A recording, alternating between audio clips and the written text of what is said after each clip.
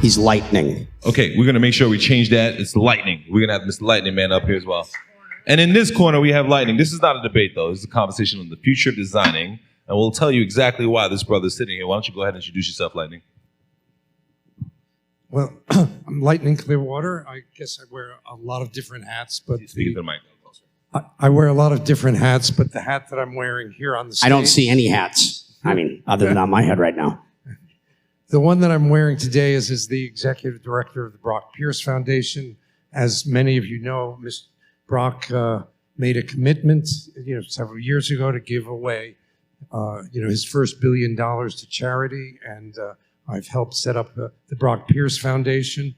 He's also set up the Integro Foundation to benefit Puerto Rico, and I'm proud to be the executive director of the Brock Pierce Foundation.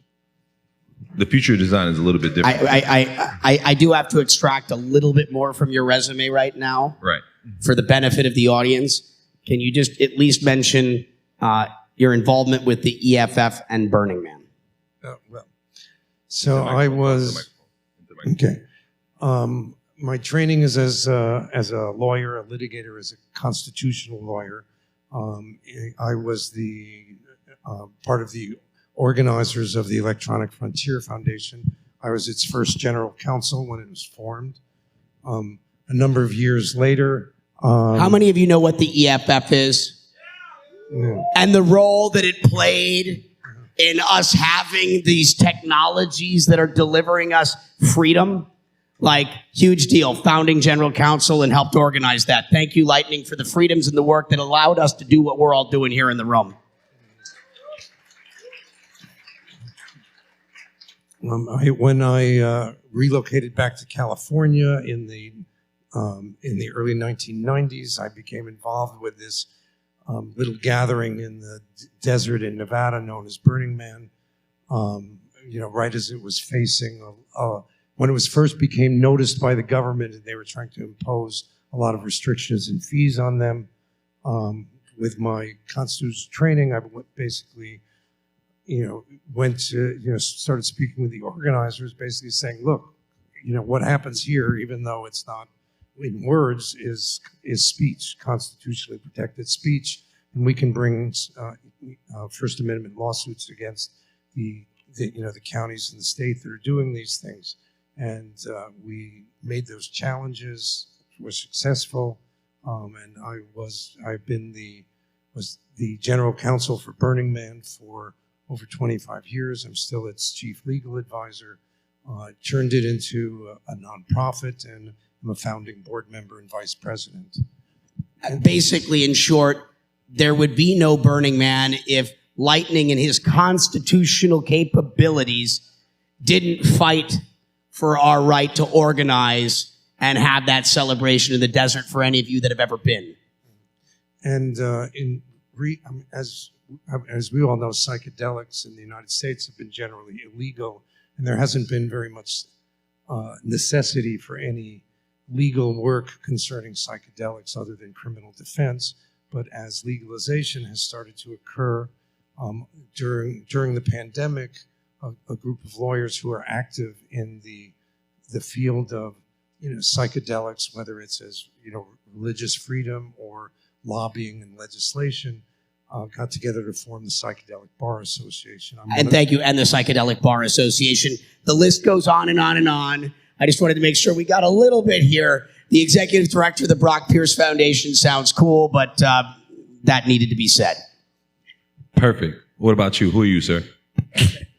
I am Brock Pierce. What a shock. What a shock. So I guess there's a couple of things we wanted to talk about here. Lightning's up here because he's helping us make an impact. Any of you that know me, I think, understand why I'm here. I'm here to make the biggest positive impact with the time and the resources I have, as much as I possibly can while I'm here. I'm grateful every day for waking up again and having an opportunity to serve. And I serve all the greatest missions I find, and some that are, I guess, just fun. Puerto Rico being one of those things. So I'm just going to talk briefly about an example of a project right now, and there's a bunch of them. So The fact that I'm telling this story is not meant to take away from all the other awesome stories that are occurring. But I think this is the greatest example of the tools that we have. And remember, technology is amoral. It is a tool. How we use it determines the impact it has. You know, who does it, why they do it, how much work they've done to understand the past so that we don't repeat mistakes and have to relearn lessons that should have already been learned as we design the future. And so this project has done a really good job of taking the various tools and putting them together, connecting the dots like a puzzle. And so you can check it out. It's called Diatom. Does anyone know what diatom is? So diatom is the phytoplankton in the ocean that sequesters half the world's carbon to give us half of our oxygen. The actual lungs of the planet. This is what allows us to breathe. And don't we all want clean air? And so this project created 50 NFTs, whales. It's called the Whales for Whales project. And so everyone right now is buying whales. They're in the middle of that sale. About half of them have been sold. And so all the proceeds of the NFT sale goes into a DAO, otherwise probably better thought of in this case as an endowment. And then those proceeds, using DeFi or yield staking and all these things, are producing more rewards. I think this shouldn't be called DeFi. It should be called ReFi, because this is about regenerative finance. And so now using that endowment is producing more and more proceeds. The Diatom token, which is that sale starts soon, is pegged 1-to-1 with a kilogram of plastic in the ocean. So they've created a plastic reduction credit, or a PRC, like a carbon credit, whole new market that's connected. So the sale, the NFT sale, goes into a DAO endowment with DeFi or ReFi to then finance the extracting of all the plastic in the ocean and creating a market for it like carbon credits. Remember, our imagination is the only limitation. This is like, let's solve SDG number 14. And so I share this story to hopefully inspire you to see what's possible, right? We stand on the shoulders of giants. And this is one of those examples of how we can create things to solve the world's largest challenges. And so Lightning, who's been running my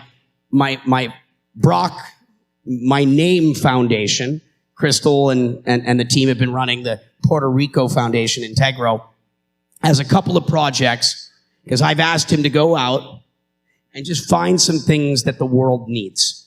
And so Lightning, if you could share a couple of those projects, I will then make my ask of the room and see who's, interested in joining me.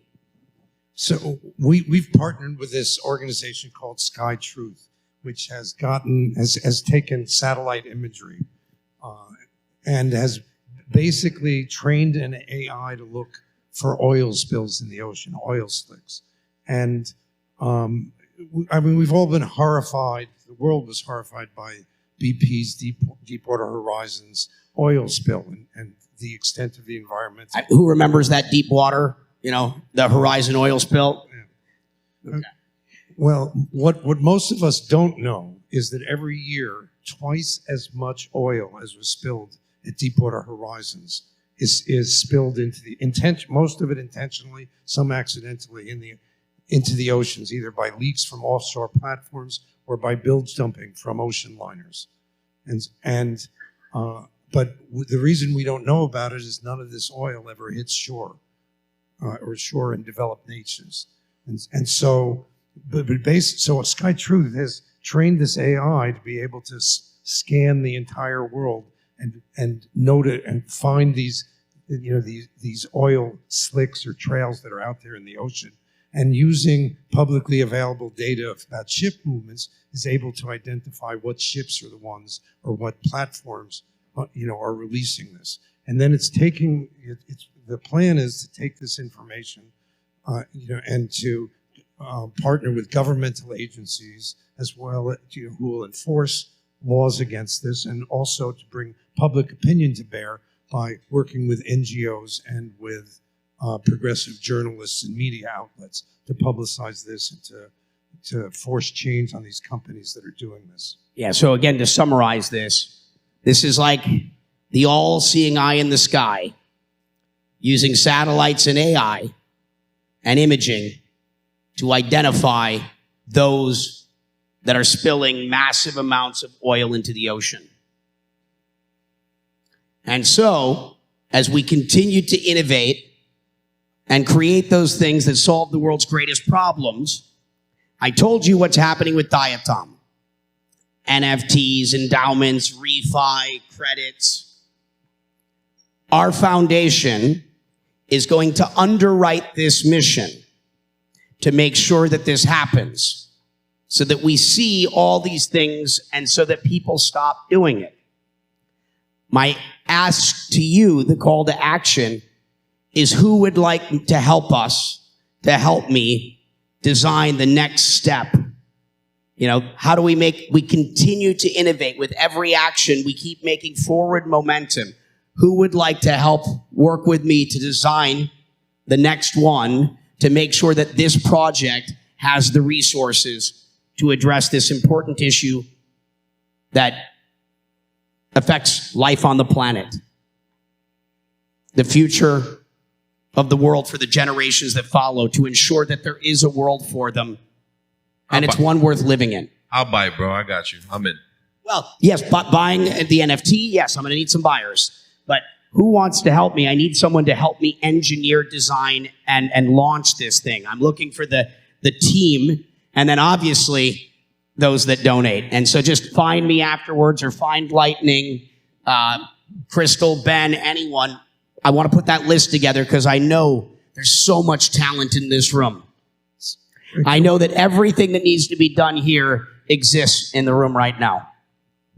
I mean, if people want to raise your hands, we have Dylan is a volunteer coordinator there in the audience. Will just come and get some contact information. And if you're committing to buy one of the first NFTs, you know, when you have that piece of art on your wall, it's a story, right? What are these things that you're buying? What are we giving power to? Remember, with every transaction, we are giving power to something.